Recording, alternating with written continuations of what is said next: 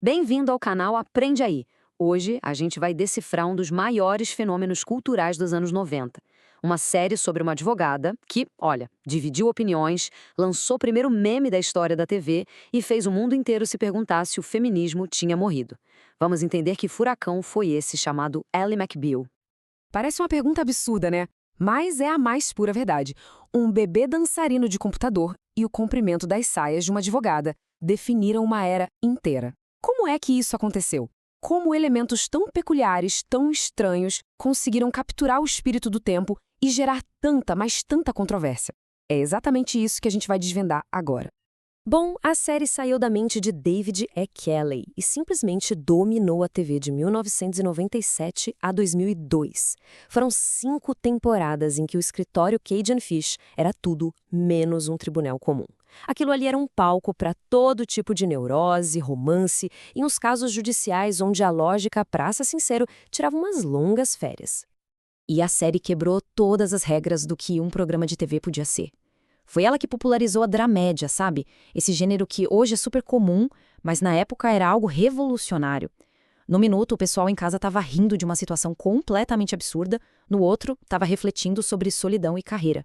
Essa mistura era tão nova que deixou até as premiações meio confusas, mas no final deu bom. Levou o Emmy de melhor série de comédia em 1999.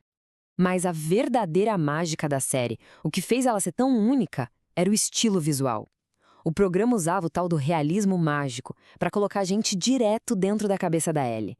As ansiedades dela, os desejos, não eram só diálogos. Eles simplesmente explodiam na tela em forma de fantasias surreais. Era a angústia interna virando comédia visual. E esse universo era construído com detalhes que ficaram na memória, né? O banheiro unissex, por exemplo, era o centro social do escritório. Uma ideia, vamos combinar, muito à frente do seu tempo. E tinha os fichismos, aqueles lemas bizarros do Richard Fish, a música da Vonda Shepard, que era praticamente a alma da Ellie cantando, e, claro, as táticas de tribunal do John Cage que desafiavam qualquer pingo de lógica.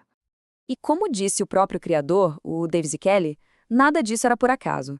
Essas fantasias, essas esquisitices todas, tinham um propósito muito claro. Elas eram a manifestação visual do grande conflito da Ellie. Era a briga entre o que a sociedade esperava dela, casa, marido, filhos, e o que ela realmente sentia que queria ser. E de todas essas manifestações visuais, nenhuma se tornou tão icônica quanto essa aqui, o bebê dançarino. Isso foi um momento histórico, gente. Foi a primeira vez que a cultura da internet, que ainda estava engatinhando, invadiu o horário nobre da TV com uma força viral. Para a gente entender o tamanho disso, a gente precisa voltar no tempo e lembrar o que era um meme nos anos 90. Não tinha Twitter, não tinha TikTok, nada disso. Uma imagem viralizava sendo passada de e-mail em e-mail, como um anexo. Era um processo lento, quase artesanal, mas o bebê dançarino conseguiu furar essa bolha. A jornada desse bebê foi assim meteórica. Ele começou como uma simples demonstração técnica em 96. Em 97, já era um viral daquela internet primitiva. Mas foi em janeiro de 98 que Ally McBeal pegou essa curiosidade online e transformou num fenômeno global, estampado em tudo que era tipo de produto. E a genialidade da série foi exatamente essa: pegar essa piada da internet e dar um significado profundo para ela. O bebê dançando ao som de Hooked on a Feeling não era só uma piadinha visual. Ele era a materialização do relógio biológico da Ally, a personificação de toda a ansiedade que ela sentia sobre ter filhos ou não. Mas, olha, não foi só o bebê dançarino que fez as pessoas falarem sobre a série. Ally McBeal acendeu um debate cultural muito mais profundo e muito mais divisivo, que girava em torno do feminismo moderno. E o estopim de tudo foi essa capa aqui, da revista Time. Em junho de 98, a revista botou o rosto da personagem Ally McBeal do lado de ícones feministas reais, como a Susan B. Anthony e a Gloria Steinem, e mandou a pergunta na lata: o feminismo morreu? Foi um momento que simplesmente cristalizou todo o debate. E o debate tinha 2 lados bem claros. Para quem criticava, a Ellie era um desserviço. Uma advogada de sucesso que parecia instável, obcecada por homens e que usava saias curtas demais, o que supostamente enfraquecia a imagem da mulher profissional. Já do outro lado, quem defendia via nela um retrato super honesto do conflito pós-feminista. Quer dizer, uma mulher que conquistou o sucesso profissional pelo qual a geração anterior lutou, mas que ainda se sentia incompleta, se perguntando se ter tudo era realmente possível. Claro que todo esse hype não durou para sempre, mas a influência da série, essa sim, durou.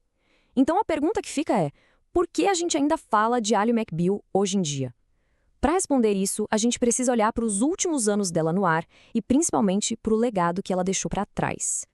A trajetória da audiência mostra bem essa perda de fôlego. Depois de atingir um pico de quase 14 milhões de espectadores na segunda temporada, os números foram caindo, até chegar a menos de 10 milhões na temporada final. E isso, claro, levou ao cancelamento em 2002. Mas, apesar do fim, o legado é inegável. A série ajudou a tornar um formato dramédia popular e influenciou diretamente séries futuras que misturam comédia e drama, tipo Scrubs e até a recente Mulher Hulk. Foi pioneira em trazer a cultura da internet para a TV, transformou suas trilhas sonoras em sucesso de vendas e ainda normalizou ideias como banheiros unissex, muito antes disso virar um debate comum. E essa história pode não ter acabado, viu? Uma sequência da série está sendo desenvolvida com foco numa jovem advogada negra que talvez seja filha da Renée, a colega de quarto da Ellie. Seria uma perspectiva totalmente nova nesse universo, e ainda tem rumores de que a própria Calista Flockhart, a Ellie, poderia voltar para passar o bastão. E isso tudo deixa a gente com uma pergunta para pensar. No nosso cenário cultural de hoje, que é tão, mas tão diferente dos anos 90, será que um conceito como o de Ally McBeal ainda teria espaço? Seria uma série celebrada ou seria criticada por motivos completamente novos? Não deixe o algoritmo te perder no tempo e espaço. Se inscreve no Aprende Aí agora mesmo e embarca na próxima aventura de conhecimento com a gente.